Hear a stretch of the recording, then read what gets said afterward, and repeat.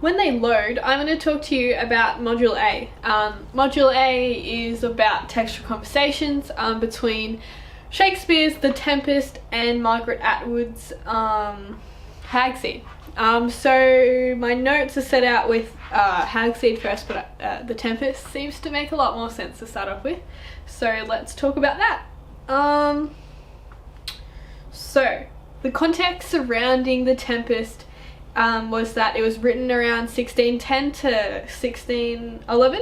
It's a tragicomedy. It has deep themes and criticisms of Elizabethan society, and I'll go through a few of them. Inspired by the sea venture, a ship en route to Virginia with 500 colonists aboard. It was shipwrecked by a storm. This incident holds symbolic meaning, representing the emotional and physical turmoil experienced by the characters. Magic is a prominent element of the time. Society was fascinated by magic, so Shakespeare has really implemented those ideas in his play. It was performed in the Globe Theatre. Shakespeare's last play ever created. Play performed to celebrate the marriage of King James' first daughter and contemplates the nature of man, reality, and artificiality of social hierarchy. So, when talking about something as simple as the form that this was presented in, it was presented in a play. And why Shakespeare did that, instead of just, writing it down on a piece of paper and expecting people to understand it, was because people during that time, many were illiterate. They wouldn't be able to read things and fully understand them. So Shakespeare has made this very easily accessible story, and it was available to everyone. The uneducated people would get into the Globe Theatre, they had to sit in their certain area, but everyone could enjoy it. So yeah, what's my point? I don't know, just the art form, it's different, and it's to suit the time. Yeah. The setting. It's an unnamed, small and remote island in the Mediterranean Sea. The setting is therefore open to interpretation by the reader. As you know, Prospero is kind of controlling the island, and it doesn't really matter about the physical characteristics of the land. It's what happens on that island that is most important. The island offers Prospero to the opportunity to easily observe and influence his enemies' actions. This allows him to practice his magic. This was written in the Renaissance period, which lasted from the 1500s, the beginning of 1500 to 1660. Alright, let's talk about some very important themes. Actually, let's talk about characters first. So we've got Prospero. Prospero is the main character. He's the rightful Duke of Milan, who was overthrown by his brother, Antonio. Prospero has lived for 12 years with Miranda on a remote island. He becomes a powerful enchanter. He can control everyone. Prospero, like a playwright, controls the characters' actions through magic. Whilst he seeks revenge, he isn't bloodthirsty and forgives the people who have wronged him. Caliban is Prospero's slave. He is the son of the witch Sycorax. Prospero educates Caliban, yet Prospero sees him as no more than a savage. Caliban is capable of... Ellie, what are you doing? Caliban is capable of being sensitive, yet is referred to as a monster, rather than a human being, which is what he is. Ariel. He is a spirit and also Prospero's servant. Ellie, be quiet. Helps pull mischievous tricks on enemies, but never so much as touches a hair on their head. So he doesn't actually try and inflict pain or anything. He just does what Prospero says, and these aren't harmful actions. They're not like killing anyone, injuring anyone. They're just, just playing the mischievous tricks. Prospero rescued Ariel from a prison before ironically placing Ariel in a metaphorical prison. Prospero pretty much threatens Ariel that, do everything I say and I'll let you out. I'll let you go, but don't, and gotta lock you back up again. So yeah, there is that whole idea of prisons running throughout the story, and Atwood's taken this idea in her novel. Prospero promises Ariel his freedom, which is actually eventually allowed, which is good. Miranda is Prospero's daughter. She's compassionate, yet directs harsh words at Caliban after his attempt at raping Miranda.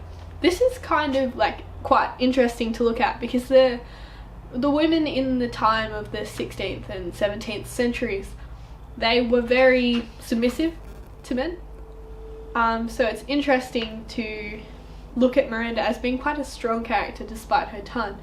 There is elements of her taking on the idea of a woman in the 16th, 17th century. Like, women now are a lot stronger, and that's portrayed through the character of Anne Marie in Hag Seed's, in Atwood's, book. But yeah. Miranda is completely isolated and falls in love with Ferdinand, being the third man she's ever met. She's actually, been stuck on this island. She's never met any women, as far as she's concerned. She's like the only one. And yeah, all she's ever seen is mankind, and she talks about how amazing they are, and she's just a bit in the dark, I guess. Antonio, he plots to overthrow Prospero. He's power hungry and never shows remorse. Remains silent after Prospero offers forgiveness. Antonio doesn't really care. Yeah, that's about it. Alright, now let's actually talk about the themes. The whole point of Shakespeare's themes throughout all of his plays is they're all universal. He tries to play on what humanity has wrong with them, or things that we pertain, like values and stuff. And yeah, so forgiveness, that's still relevant now. Revenge, still relevant now.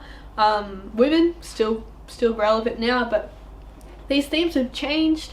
They've improved, like women's roles have changed. Revenge is, through social media instead of through murder. Everything has changed quite a bit, and it still creates a textual conversation though, because the universal themes are still applicable to our time, so there is a conversation between the two texts. Okay, so magic. It's a prominent theme throughout the play. Begins with magic causing the Tempest, ends with magic commanding Ariel to send the ship back to Italy. Magic allows him to have excessive power, control over the island. Magic seen by critics as a metaphor for Shakespeare's literary techniques. Character creates illusions, controls situations, and resolves conflicts just as Shakespeare does with words. Prospero even steps into the role of playwright, the character potentially symbolic of Shakespeare himself. This was Shakespeare's last ever play, so potentially he's trying to, he's potentially envisaging himself in this character. So he is controlling everything, and that's what Shakespeare does. Prospero controls Caliban and Ariel, both serving as servants, promises freedom if they do as he says eventually, gives Ariel the freedom back, but they have to perform all of these things for him, and Caliban's controlled and Ariel is doing pretty much all that. So yeah. And in Act 3, Scene 3, Prospero makes himself invisible to Alonso, Antonio and Ariel whilst they look for Ferdinand. So that's just an example of a time where he showed his magic. Alright, a quote. "I have bedimmed the noontide sun, called forth the mutinous winds, and twixt the green sea and the azured vault." That was from Prospero. So we've got a metaphor, hyperbole, visual imagery, and descriptive language. A lot is in that quote, and you can use it for different ones, I believe. "The direful spectacle of the rack, which touched the very virtue of compassion in thee, I have with such provision in mine art." That's from Prospero as well. Descriptive language, could probably go metaphor. Yeah, doesn't matter. Just make it up on the day. Imprisonment. Prospero and Miranda trapped on a desert island following the loss of his kingdom. Prospero uses powers to imprison others, controlling them. They are all trapped until he no longer requires their help. So he's been imprisoned, and it's not like, oh, I'm being in prison sucks. Yes, he thinks that, but he's happy to imprison others, so it's a bit of a double standard. Caliban is imprisoned on the island he inhabited long before Prospero. It's a symbol of oppression with the colonialists. They were like invading countries, taking everyone's rights away, like the native people's rights away, so that's a bit of a symbol. Ariel's imprisoned by Prospero, forced to perform magic. So imprisonment, quotes, "Canst thou remember a time before we came unto this cell?" That's from Prospero. It's a rhetorical question. It's got a bit of symbolism because, you know, the whole idea of prisons. It's not really a physical prison, but it is a metaphoric prison. So hyperbole and metaphor, of course. And master. Ariel said that. It's got a use of an acerbic tone. So he is pretty much imprisoned by Prospero because Ariel has to do everything that Prospero says, otherwise, you know, he's going to be a prisoner forever. Prospero's prisoner. Alright. Now we've got power. Prospero has immense power over all island inhabitants. Even Miranda is completely controlled by Prospero. Ariel refers to Prospero as a master. Ariel's life is dependent on Prospero's actions and decisions. Master-servant relationships in existence. Antonio, obsessed with power, hence stole Prospero's kingdom. Master, again, a use of acerbic tone. What cares these roarers for the name of king, said Boatswains, and it's a bit of humour and a rhetorical question, so he's like, why do they want the name of king? Like, what's so good about it? And then we've got the direful spectacle of the rack, which touched the very virtue of compassion in thee, I have with such provision in mine art. So I already talked about that one, that's descriptive language, but, you know, I'm sure there's more quotes in there. Man vs. monster. Prospero and Miranda do not allude to the fact they consider Caliban human. He's viewed as brutish. Prospero is quoted saying he gave Caliban human care, evidently showing Caliban was not born with it, implying he isn't human, but we'd never really decide whether he's human, so he's just seen as a monster the whole time, but he's probably human. Can be unpleasant and has many inhuman qualities which are integral to Prospero's control, Caliban doing everything Prospero orders, especially because he doesn't know better and because Prospero is pretty threatening. Prospero's mistreatment of Caliban mirrors the relationship existing between colonizers and native people. Devil, a born devil, on whose nature, nurture can never stick. Prospero said that. It's got a metaphor, repetition, alliteration, and a hyperbole.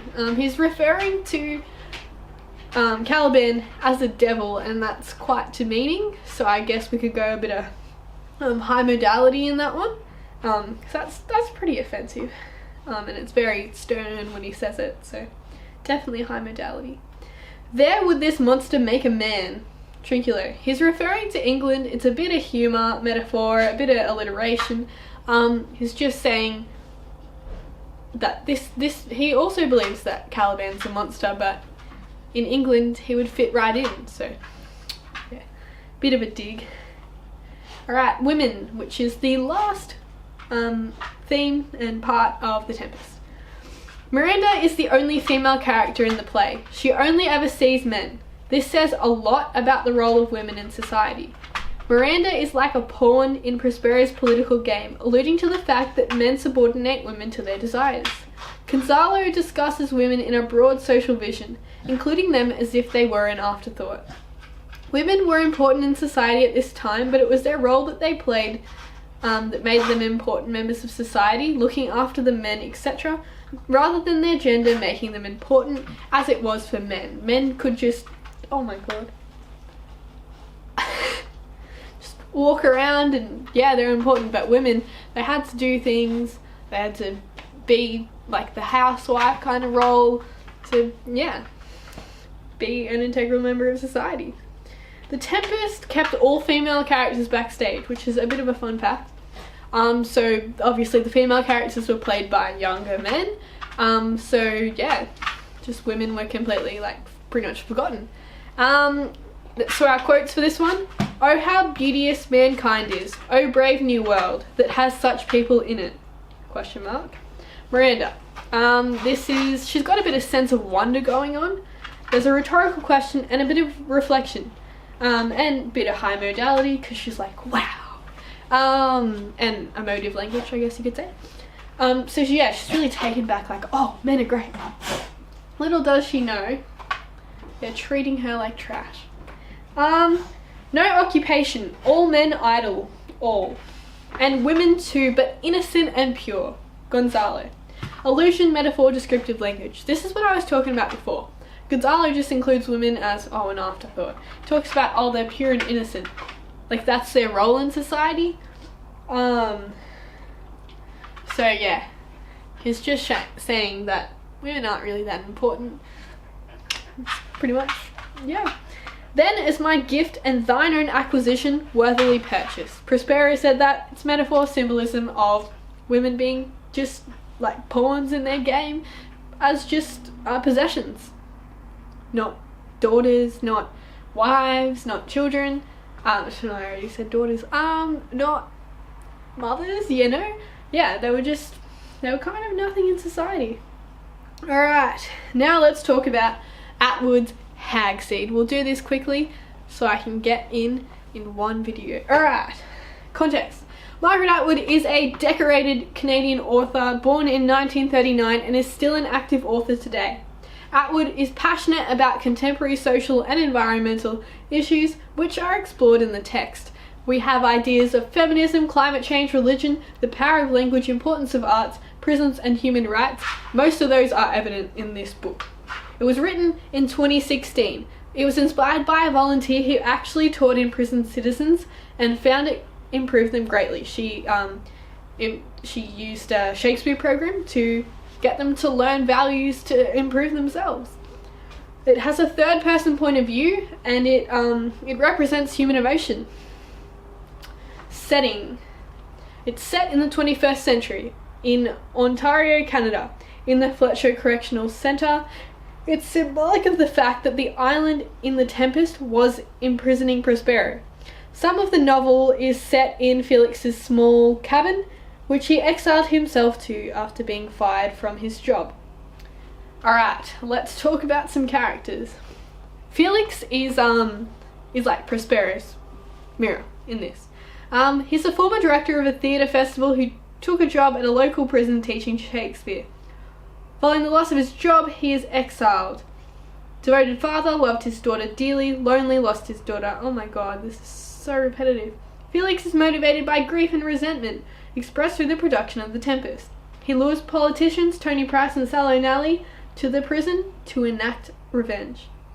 He's very focused on the relationship between Prospero and Miranda, as it revives his own daughter, who visits him in hallucinations. He's a dedicated teacher, providing educational and therapeutic benefits for prisoners.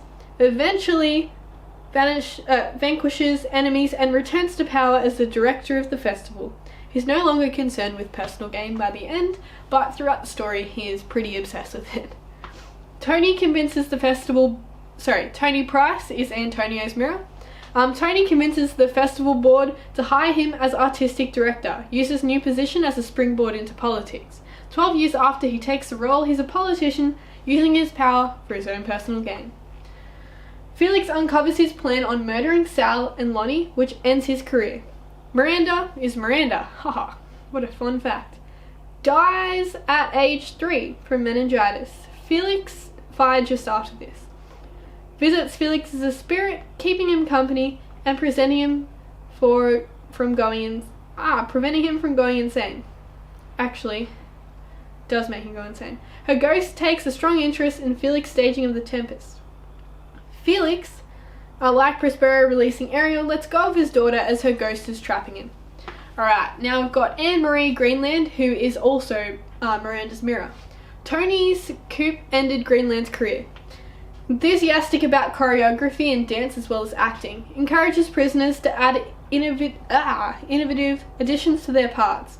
adds feministic components to the character of Miranda. She is very feministic in herself. She's got tattoos. She's not like a woman in the Elizabethan era. She's like a woman of the now, which is really good. What is that? She changes her from a vulnerable and fragile character to a confident and very strong character. She falls in love with Sal's son Frederick, and Felix acts as a mentor to her, like a father figure, so he kind of plays the role of Prospero to his Miranda. Estelle, she's actually quite like Atwood. She's the supervisor at the prison, passionate about prison education, gets additional funding for prison initiatives. She's part of a political family. 8 Hands is Ariel, jailed for hacking, genius with technology and special effects are like magic. Becomes Felix's chief assistant, sets up audio and video feeds in the prison. Felix takes him under his wing when he leaves prison on early parole, secured by Felix. Legs is Caliban, jailed for robbery and theft, highly talented and outgoing prisoner, creates a rap from Caliban's perspective. This suggests that people considered villainous and unacceptable by society are actually pushed into these roles by their circumstances, like location with high crime rates. Sal O'Nally is Alonzo, politician, minister of heritage, and later minister of justice. Never liked Felix since high school, concerned with herself,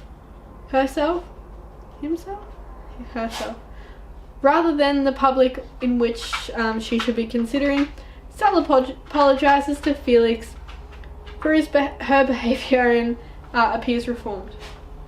Alright, how are we going for time? Alright.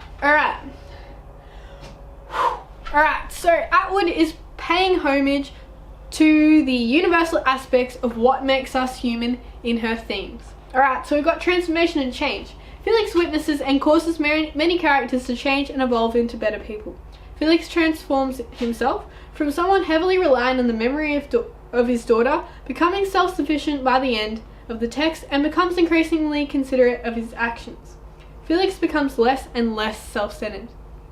The prisoners evolve from the characters seen as stereotypically having no values to characters inhibiting integral moral values. Felix allows these characters to thrive, to transform, and change.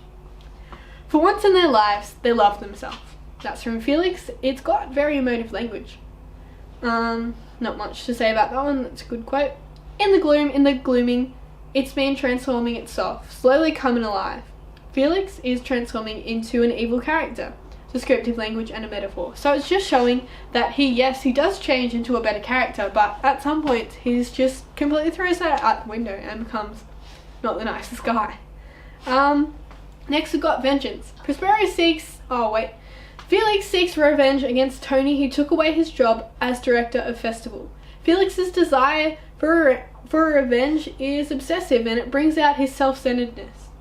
Felix makes many problematic moral choices, all involving the prisoners.